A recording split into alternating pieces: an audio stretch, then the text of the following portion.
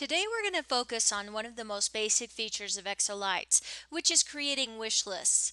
Wish lists are different from estimates because it allows you to create a very clean list format without having to add information like tax or shipping. It's also a great way to work with a walk-in customer who wants to go through the catalog with you and create a list of items that they're interested in. One great thing to know is you don't have to have the customer in the system before you create the wish list.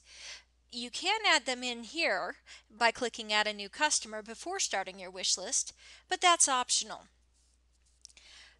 First of all, you'll want to log in. You can see I'm here at the dashboard.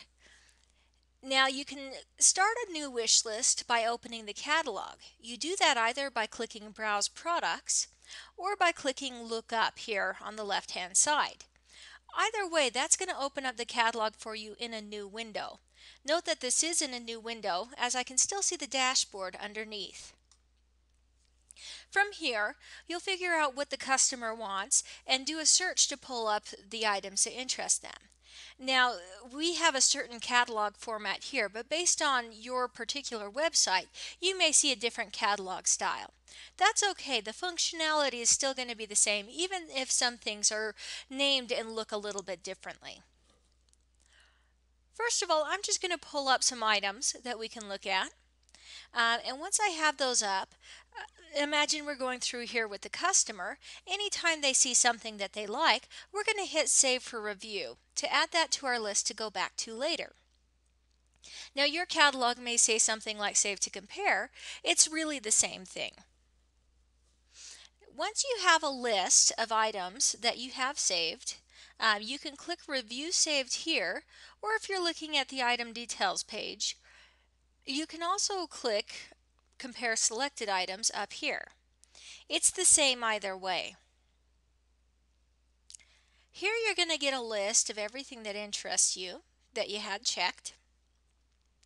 Now if the customer decides they really don't want one of these items, all you have to do is uncheck Save for Review and it will remove it from the list. You can also print or email. You have this save to wish list or add all to order. Now if they're ready to go ahead and check out right then, go ahead and just add it to an order and it'll take you to the finalize estimate page where you can go ahead and go through the typical order process. However, if this is something that you're going to be working with the customer in a while to make sure that they get the right item selected, a lot of times the wish list is a cleaner format. That's what we're going to be working on today, so I'm going to go ahead and click Save to Wish List. Now on one side of the screen you have your existing customers, which is going to be everyone that's already in the database, and that's great if that's what if they're already in there. If they're not, you just go to the other side of the screen and you add them in, and the phone and email are optional here. And notice this associated account here. Most of the time this is going to be a walk-ins customer, and so you just select walk-ins. But let's say, for example, that I have a builder like Joe Builder here, and he has sent me this customer to work with. So this customer is also Joe Builder's customer. If I select Joe Builder from this drop-down, when I create this wish list, it will, first of all, create the wish list, it will create the customer in the system, and it will link the customer to that account, Joe Builder, so that when Joe Builder logs in, he can see that customer and that wish list.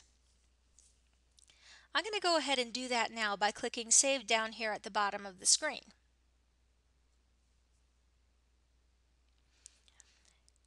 Now I have my wish list, and this screen, if you are familiar with working with estimates, this is going to be very familiar.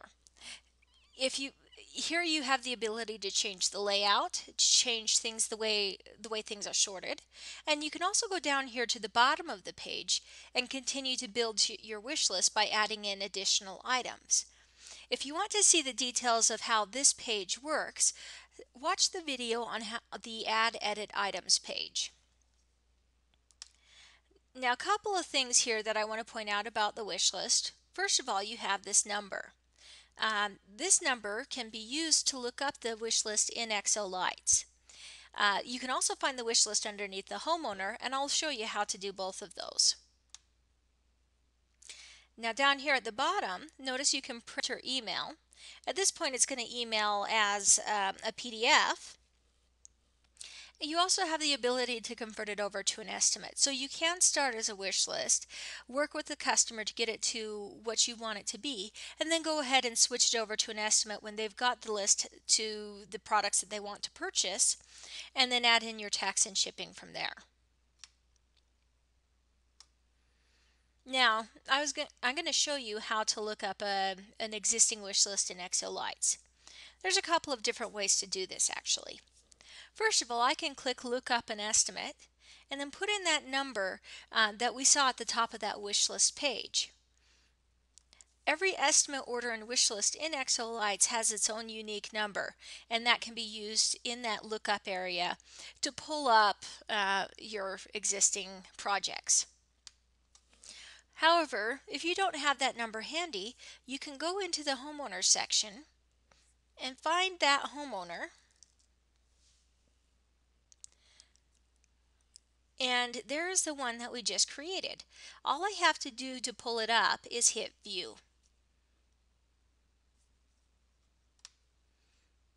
Oh, and it looks like this is actually a different one that I just created earlier, but the idea is the same. Okay. So that is how to create wish lists and how to work with wish lists in XOLights.